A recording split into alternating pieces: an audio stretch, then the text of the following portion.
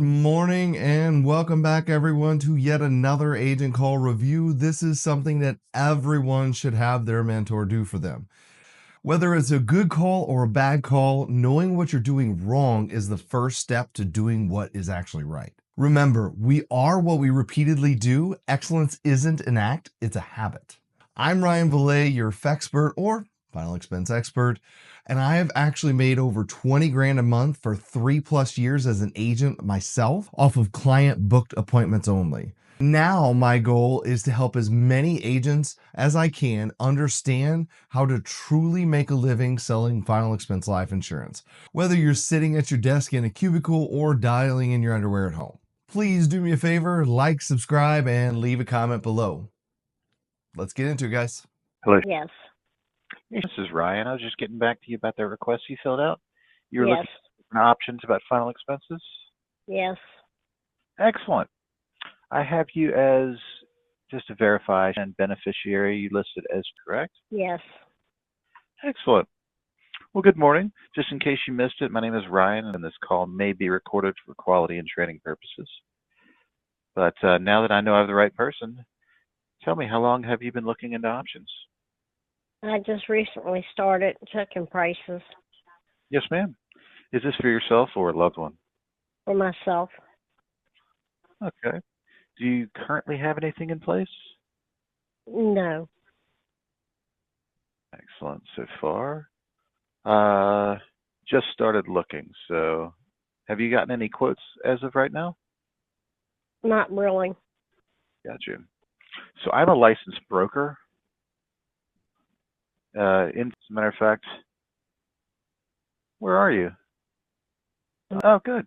I'm actually just a little bit outside of, and I get to shop all the major carriers in the state and get you qualified for the best rate. So in that sense, what is ultimately the goal going forward? Are you looking into burial, cremation, or looking Cremation. into maybe leaving a financial gift with some leftover? Yes. Okay. Well, it is good to see you are taking the initiative and get something in place. It's actually crazy to think how many people there are that don't care enough and ultimately make it their family's problem, you know. So when it comes to getting any kind of coverage, budget is the most important part, obviously. It is also very important to know that if you cannot afford something in 6 months to a year, you cannot just decrease it. However, we can always add to it. And if we go through the application process, I will be your broker for life. So you will always be guaranteed to get the best price if and when that time comes. Everything sound good so far? So far. So as far as budget is concerned, what were you most comfortable with spending? Are you looking for something, say, 100 to 150 maybe? Yeah. Okay. Before we get into it, do you know the difference between term and whole life? Yes. Good. So you know term is short for terminates, meaning you can have it for 10 years, and if you outlive it, you have nothing. Whole life is Right. just as it states, and it'll stay with you for your entire life. And the whole life policies that we offer will never increase due to age or health, and the price is guaranteed to never increase. So anyway, insurance companies will use an automatic draft for payment every month. You have a checking or savings account with an account and routing number? Yes. Good. It saves you a lot of it actually saves you a lot of money when you do not go the Green Direct Express card route or the debit card route. So anyway, all life insurance is based on age and health. So if you'd like, I can get straight to the point this morning, and I do have some routine health questions to ask you. Now, I do need your birthday to get started with this. Excellent.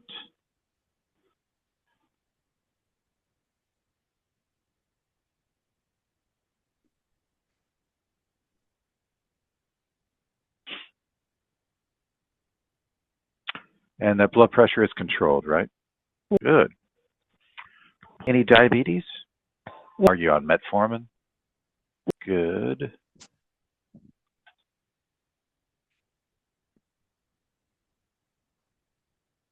Your most recent A1C was less than 8%, correct?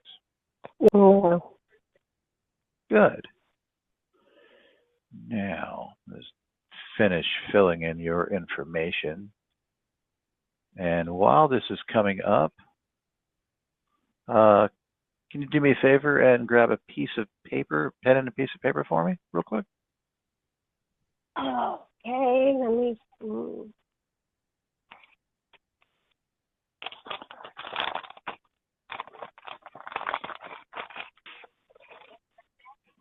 All right. So unfortunately, I just had to reboot my system. So it's going to take another 10 seconds. But while these numbers are pulling up, if we can find you something that makes sense in your budget, is there any reason why you would not want to see if we can get you approved today? It depends on the price Yes, ma'am. Let's go. and how much. Certainly.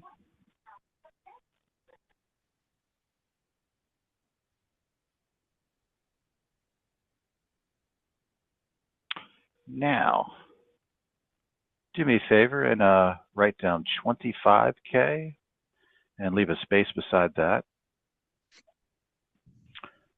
30K and leave a space beside that. And 35K and leave a space beside that. Now, beside the 25, I want you to write down 102. Beside the 30, I want you to write down 122.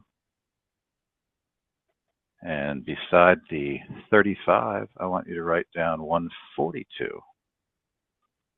Now, obviously, these are preliminary quotes based on your age and health. I can get you 102 for 25,000, 122 per month for 30, or 142 for 35. Now, out of these three, which of these makes sense to see if we can get you approved, not just today, but long 25. Okay. 102 for 25,000. Excellent. Now you feel this is cost effective enough that it won't take any food off your table? Well, I found it for like 86 for 30,000. So. Oh, no way. Who was that through, if you don't mind me asking? I've got good in front of me. They must be typing in something that I'm not. Interesting.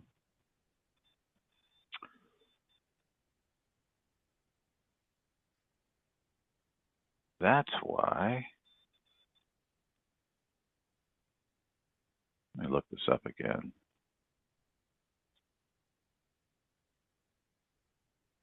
You found it under 100 for 30,000?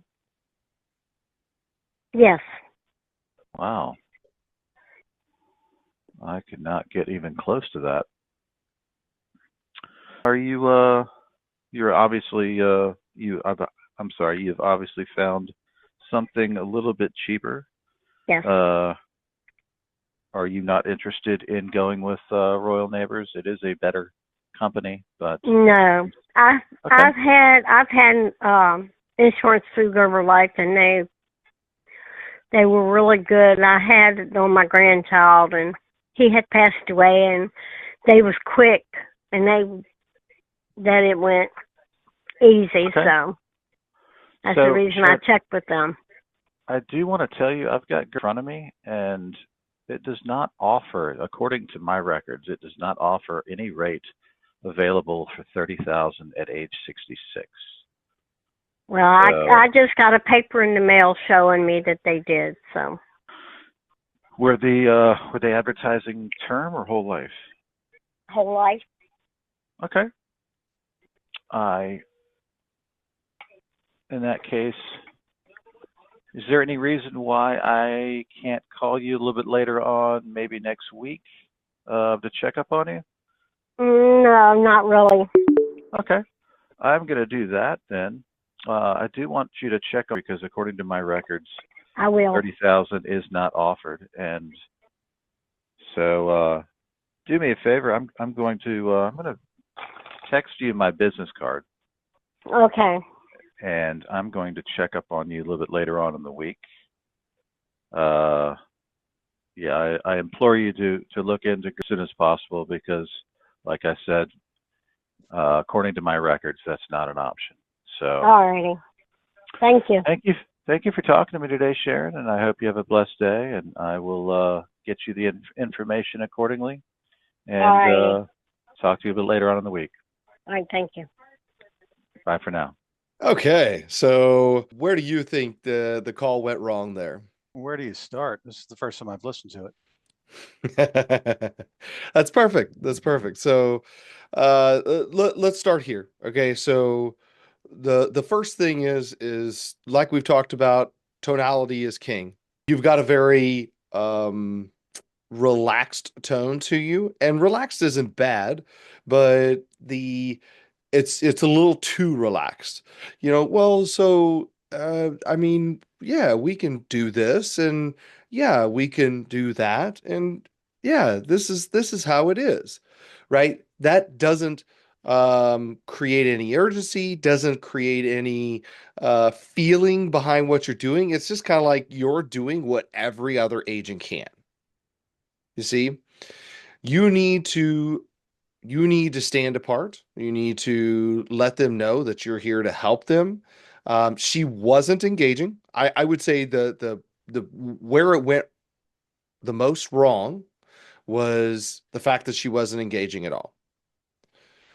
We just had a team meeting about this, and of course, the team meeting was after this call, so you didn't hear it before. But when it comes to engaging with the client, I would much rather you get them to engage, that you're being a good person and letting them know that you're trying to help them and that you're trying to understand their situation, than for you to just rush to quote and then this happens where they just up and don't care. The thing that was really strange was she said, "Oh yeah, the 25," but then all of a sudden came in lower. So we're going to get to that. Um, let's start with let's start at the let's start at the beginning. Okay. So one of the things I noticed right out the gate was how you were asking questions. So yeah, so how long have you been looking? Not long, or 3 months. And do you have anything in place? Every question that you were asking was like you were trying to check off boxes. So the last thing you want to do is not have a conversation. You see? So you want to make sure to that you're getting them engaged, but you're also engaged, or at least you sound like you're engaged. Make sense? Mm-hmm. So Absolutely. so in this case, instead of well, so how long have you been looking? 3 months. A better response right out the gate to have a conversation. Wow, 3 months, and have you applied for anything? Or do you currently have anything in place right now? Once she says, no, I have nothing in place. Oh, okay. Have you ever had a plan in place before? Then you can get her to tell you that she had a Gerber, or that her son had a Gerber and it paid out and this, that, and the other. So now so within 2 minutes of the call, you find out that she has a preference. So instead of going 12 minutes into the call to find out that she's going to give you a BS Gerber objection, you find that out right at the beginning. And had you hit that head on right at the beginning of the call, maybe it would have led somewhere else. Now, it doesn't necessarily sound that way, but again, the whole goal is to ask the right questions right out the gate.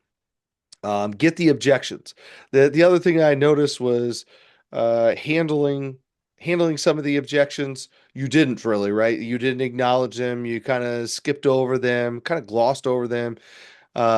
Maybe not just didn't fully address them as they were. And like for example, um,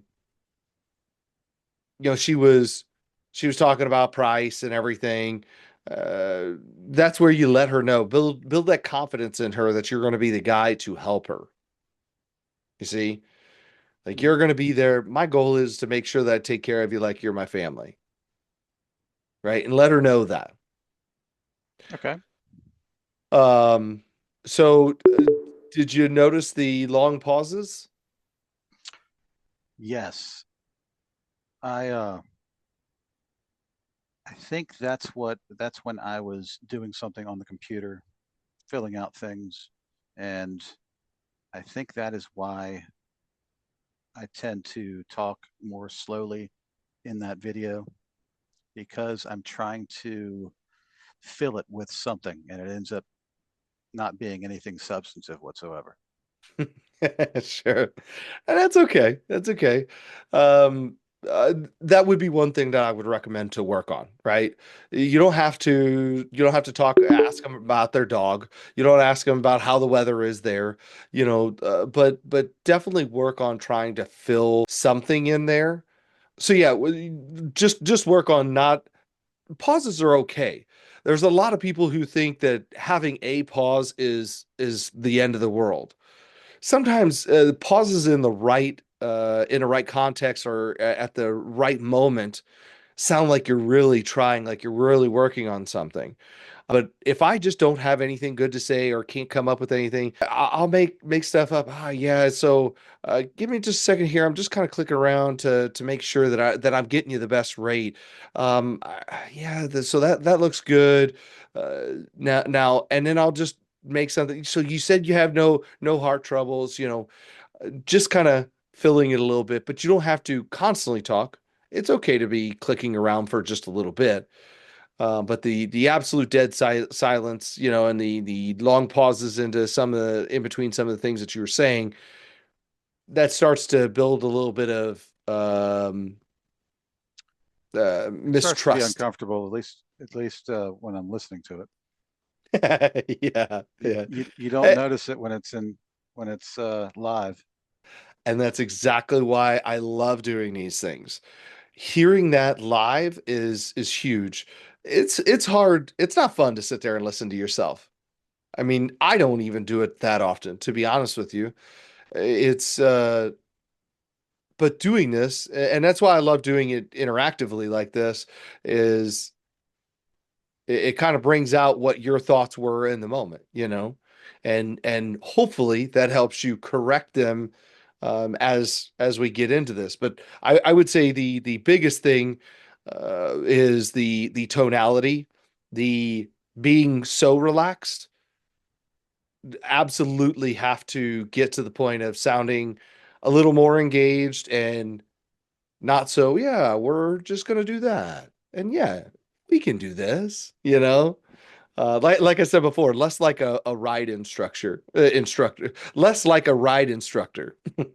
So, um, I do want to compliment you. You did great on trying to get the micro commitment. Whenever you said if we find something that makes sense and we'll work out for you. Is there any reason why you wouldn't want to put in an application? Then she stated, "Oh well, not the. I want to see what the price is. I mean, if the price is right, that is your first objection, and that's where the active listening comes in." I heard that, and immediately my response is, "Oh, okay. So are you saying that 100? Like I make stuff up, right? But when she,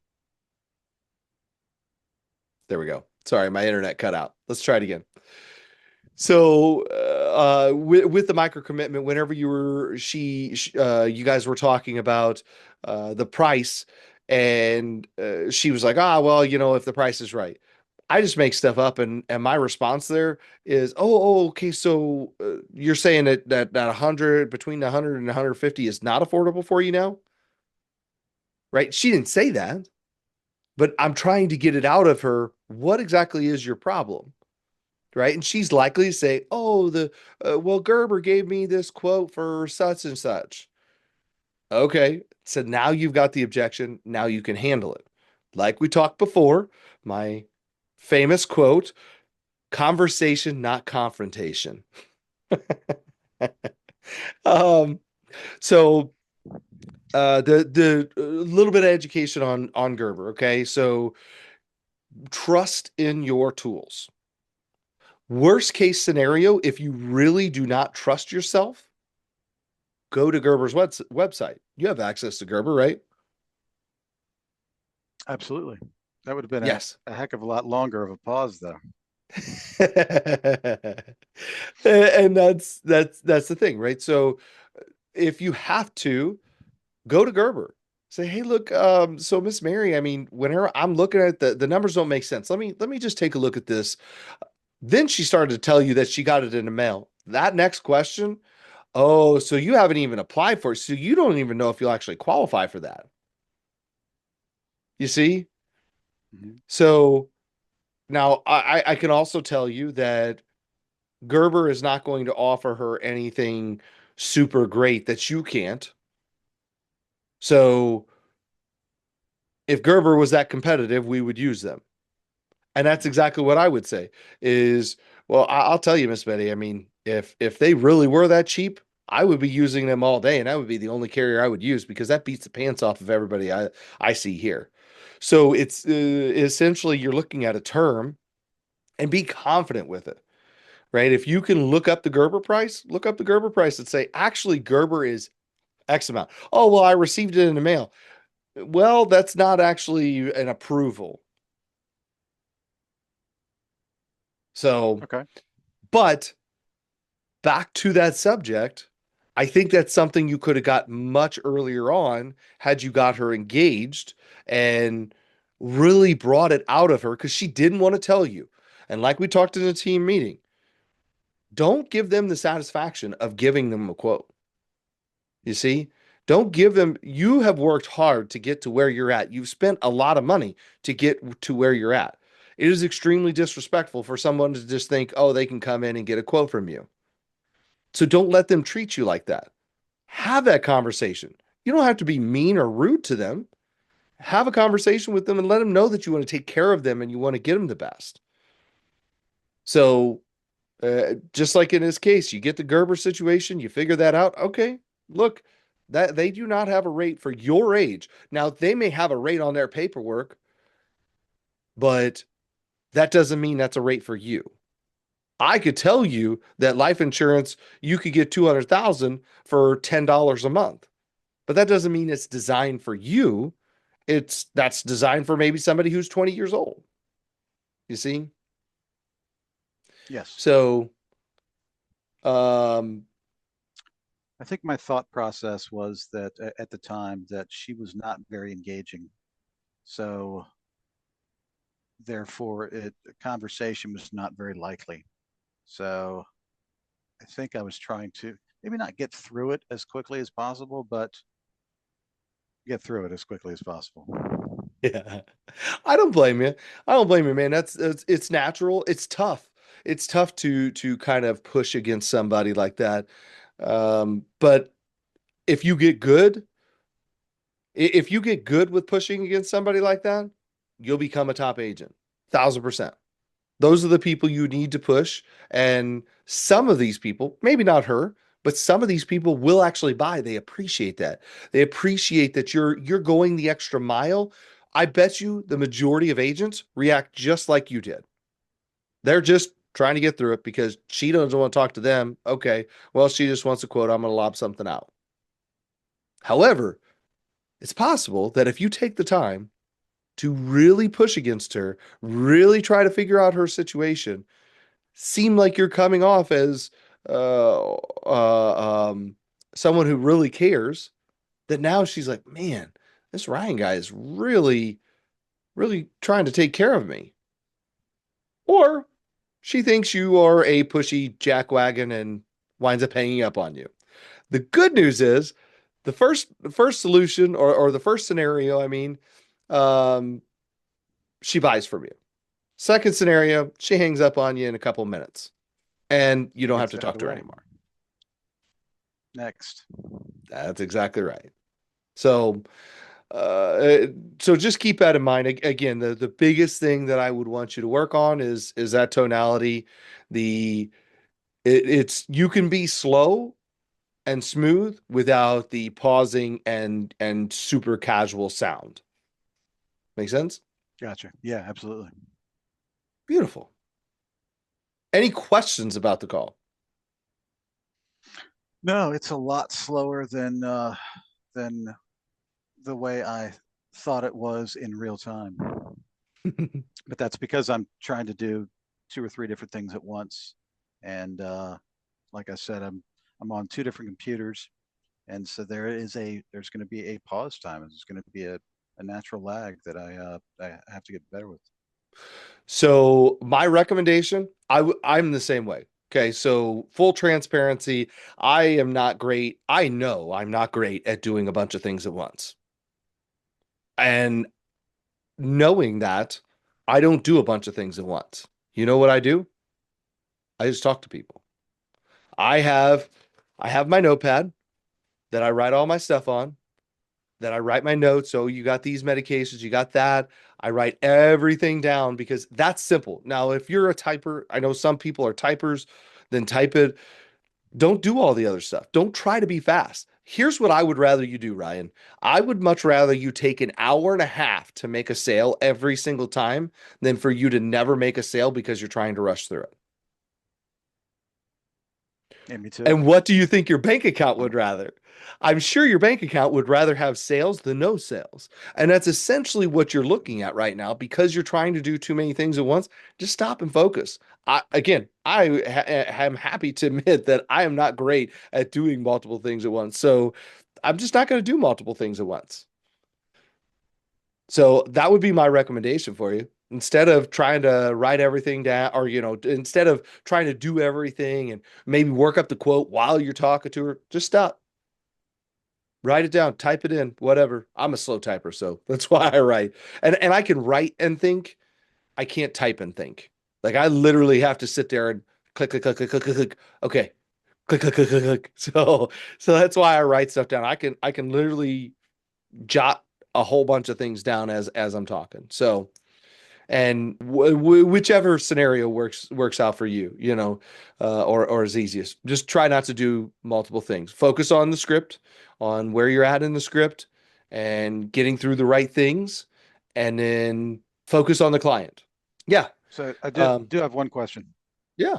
The likelihood of her buying when she realizes that Gerber is wrong.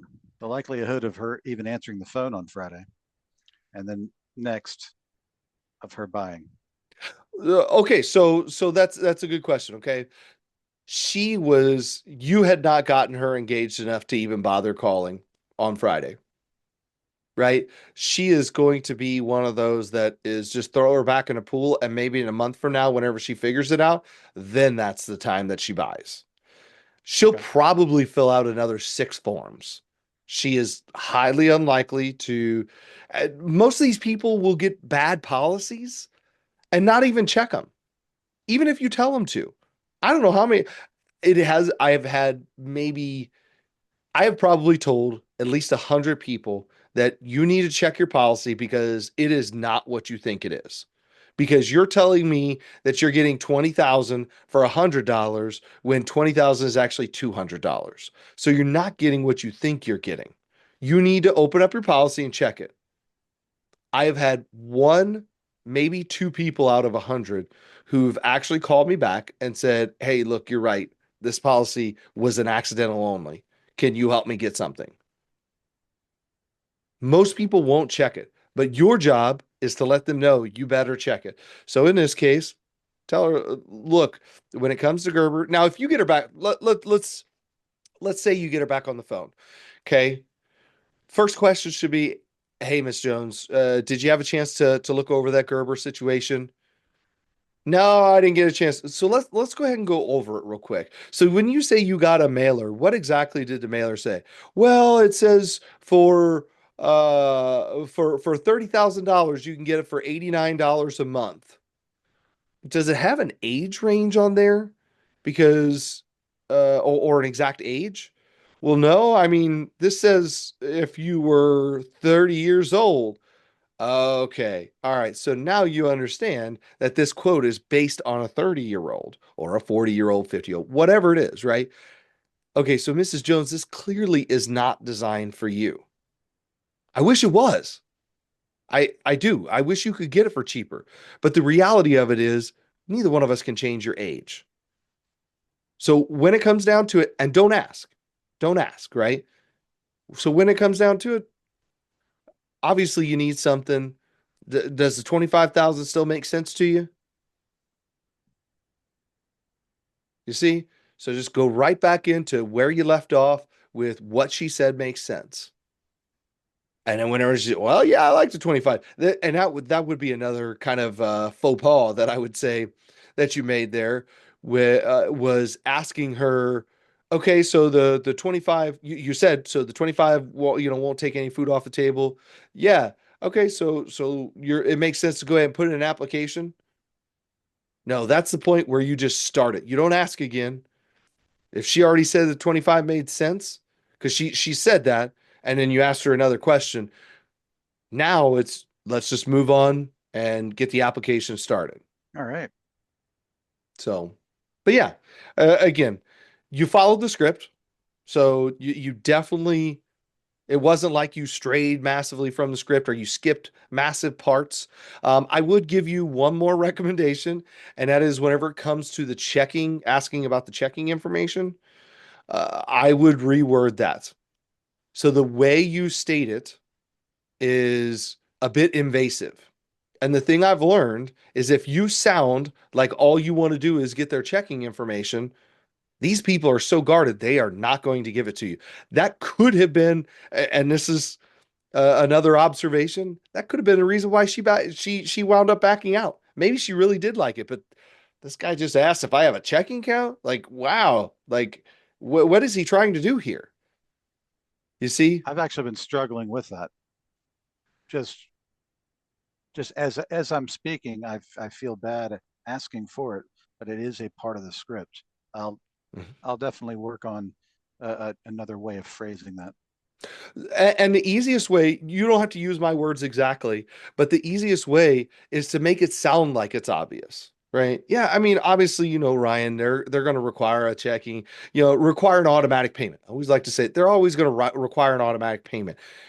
And you say that because you want them to know this is going to have to come out automatically. You're not going to write a damn check for this ding dong, right? Right.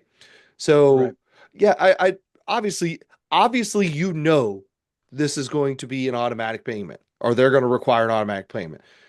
Obviously, and the reason why I say that is because I make it sound like they already knew that, so I get that micro commitment, that yes answer, yes, that Okay. already starts them nodding their heads. Okay, so as you know, obviously they're going to require an automatic payment, and that's going to come from like your checking account. You don't have like one of those green Direct Express cards, right? You see? So I'm putting it all on the company. I'm not asking for it. I'm putting it on the company that they're going to ask for it, that they're going to do this.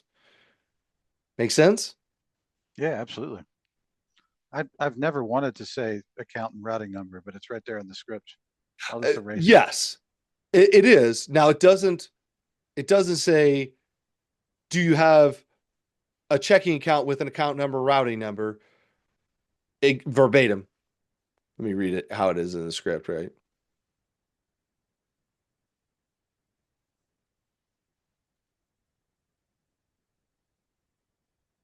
I may have switched it up in the last few months.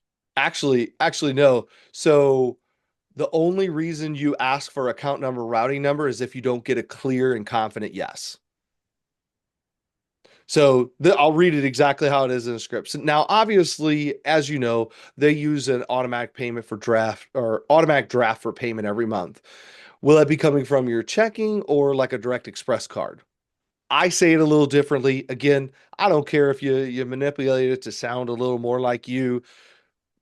Obviously, you got to have some feeling behind it, but however you want to reword it is fine. Now, if you don't get a clear, confident yes, Then, so your checking has like an account number, routing number, right? That's where that comes in. But I don't hardly ever ask that unless I feel like they potentially have a direct express card. Okay. Because some people do get that confused. They think, oh yeah, I got an account. I got an account. I got an account. Right. It doesn't matter how you say it. So that's why I get that confident yes. So work on that. And I can tell that you're uncomfortable with it because of the way it came out. I've heard it now a Yeah. couple times. It's a little uncomfortable. Again, huge thing to work on. Um, but definitely work on getting them engaged by your conversation, having a true conversation with them. I think that's the biggest takeaway on this. It was like talking to a teenager, though. Like she was not giving me anything to work with. Yeah, yeah. That was school. And Fine. and that's where your job really comes in to get her to open up a little bit. Again, I'm not saying that you've got to get her laughing and joking and telling you dad jokes, right? But you do need to get her, you need to at least dig a little deeper into her why and what's going on. Absolutely. Awesome. Awesome. Very good call. Subscribe now to be a Fexpert. Do it.